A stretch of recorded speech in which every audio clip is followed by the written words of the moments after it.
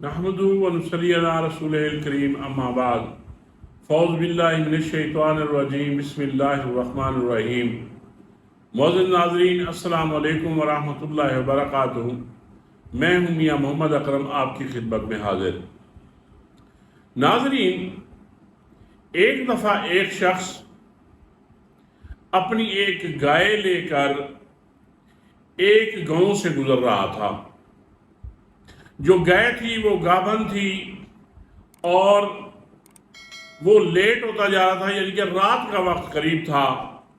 तो उसने सोचा कि क्यों ना मैं इसी गांव में ठहर जाऊं, ताकि रास्ते में अगर गाय का कोई मसला या उसके बयाने का मसला हो जाए अगर, तो मेरे लिए वो कहीं परेशानी ना बन जाए।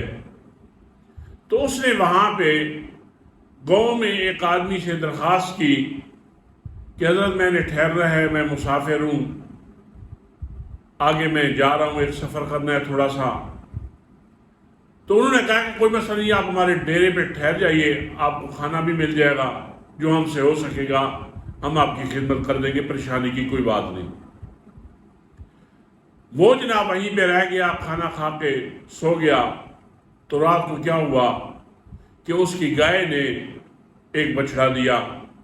इस पे वो बहुत खुश भी था और जो मेज़बान थे उनके लिए वो दुआ भी करने लगा कि अल्लाह इसको जज़ाए खैर दे, कि अगर ये रास्ते में मेरे साथ ये मामला हो जाता तो मेरे लिए एक दुश्वारी बन जाती। सुबह ही उस मेज़बान ने उसको मुबारकबादी भी दी कि आपकी गाय ने बछड़ा दिया है, और साथ ही उसको नाश्ते का भी उसके लिए इंतज़ाम किया गया। नाश्ता उसने किया।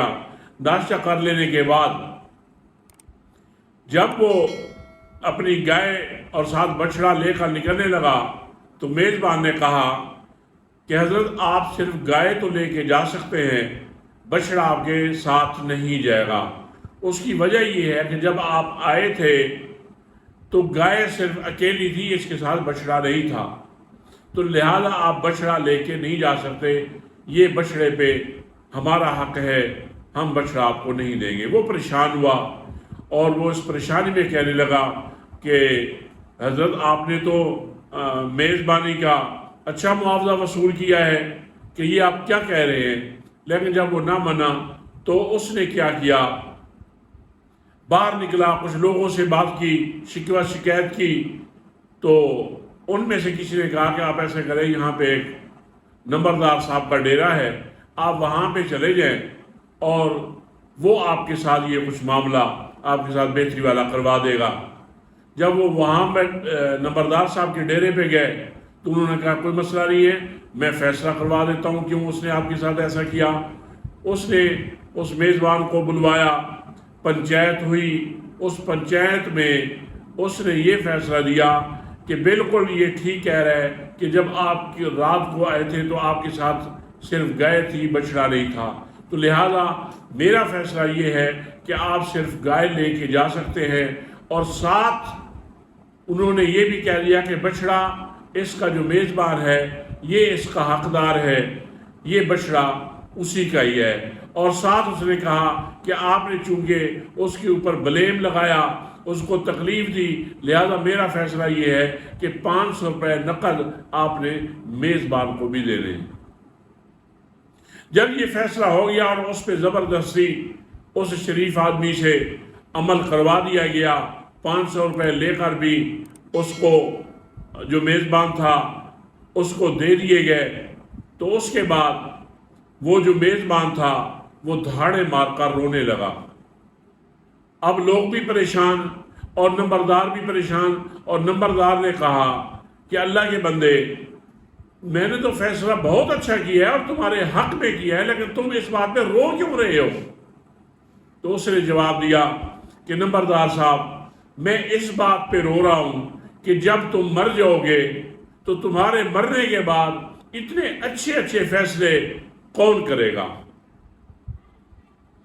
तो कहने का मकसद नाज़रीन, मैं आपकी तवज्जो ज़रा हमारी जो अदलिया का निज़ाम है, हमारे जो जज साहबान हैं, हमारी अदालतें हैं, हमारा जो इंसाफ का निज़ाम है, इसके हवाले से मैं آپ لوگوں کی توجہ دلانے کی کوشش کر رہا ہوں کہ ان سے یہ پوچھیں کہ میرے خیال میں یہ ہمارا اللہ کے اوپر بھروسہ ہے کہ ظلم کا نظام اس کی ایک نہ ایک دن موت آنی ہے، اس نظام نے اس دنیا سے ختم ہونا ہے، یہ میرے اللہ کا نظام ہے، کیونکہ ظلم کا نظام زیادہ دیر نہیں چل سکتا۔ تو میرے خیال میں جب یہ نظام جو ظلم کا اور جو ناانصافی کا جو ایک نظام ہے اس نے ختم ہونے ہمارا یقین ہے۔ اللہ ہو سکتا ہے کہ ہمیں نہ دکھائے لیکن ہماری آنے والی نسلیں ضرور دیکھیں گی۔ لیکن میں یہ کہتا ہوں کہ جس طرح کی ہماری عدالتیں فیصلے کر رہی ہیں، پی ڈی ایم اور جو ہمارے سہولت کار ہیں یہ دھاڑے مار مار کر روئیں گے جیسے وہ میزبان رویا تھا کہ تمہارے مر جانے کے بعد ہمیں اتنے اچھے اچھے فیصلے کون کر کے دے گا۔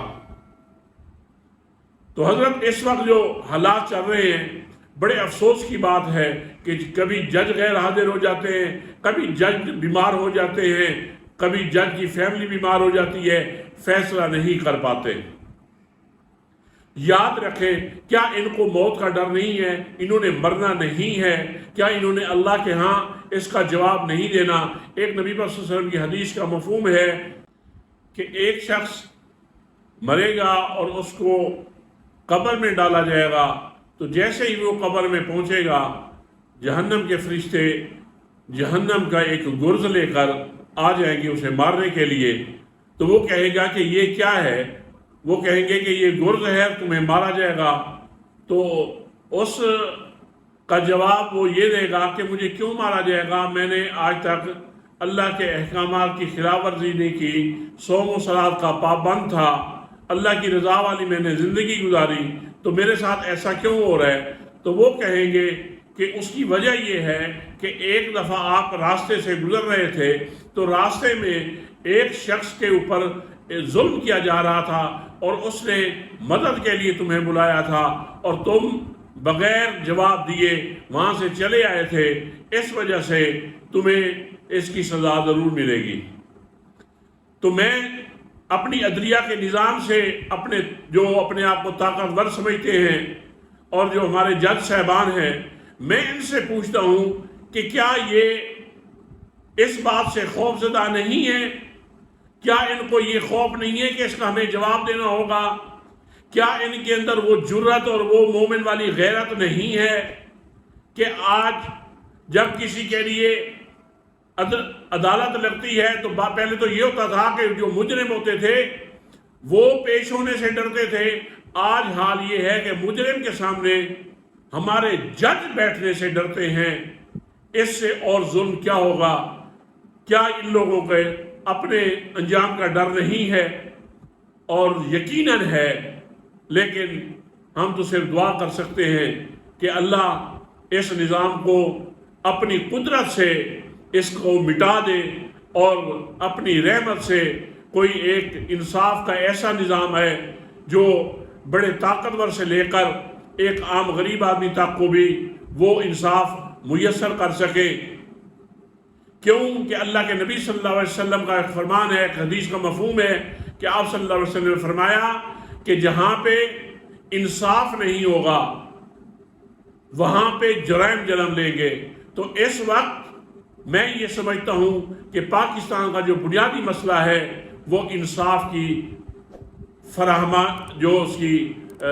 فراہمی ہے، وہ اس وقت ہر ایک شخص کے لیے ناممکن بن چکی ہے جو راہ حق پہ ہے۔ یہ ناانصافیاں اور ظلم یہ زیادہ دیر نہیں چلیں گی۔ ہماری اور آپ سب بھی اس پہ دعا کریں کہ اللہ تعالی ہمارے ملک میں انصاف کا بول بالا فرمائے۔ اسی کے ساتھ ہی اجازت چاہتا ہوں۔ السلام علیکم ورحمۃ اللہ وبرکاتہ۔